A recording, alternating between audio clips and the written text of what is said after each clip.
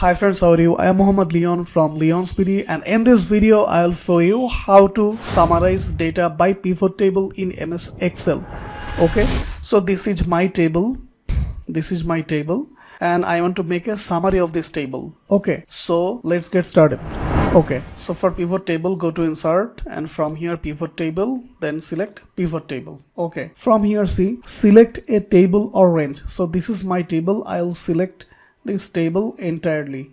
Okay, our table is selected. See, this is the table range. So from here click on OK. Now see, choose fields to add to report. Okay, so from here I'll choose tariff, then number of consumer, then energy, then demand.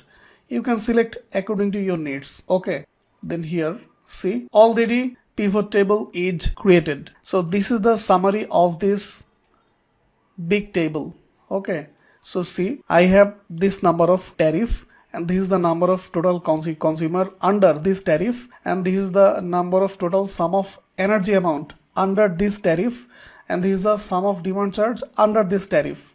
Okay, for this tariff like LTD1, the total number of consumer is 4, sum of energy amount is this amount, and this is the total, sum of demand charge is this amount for LTD1. Okay, so this is the summary of this big table. Okay, if without pivot table, if I try to summarize by summing all this data, it needs huge time and this is not an efficient way. So you can make a summary, you can summarize or analyze data by pivot table in MS Excel. This is a fantastic feature. So if you think this video is important, give a huge thumbs up, share this content with your community. Thanks for watching and see you in the very next tutorial. And last but not the least, if you want this one like all border, you can make all border like this. Okay, so yeah, that's it.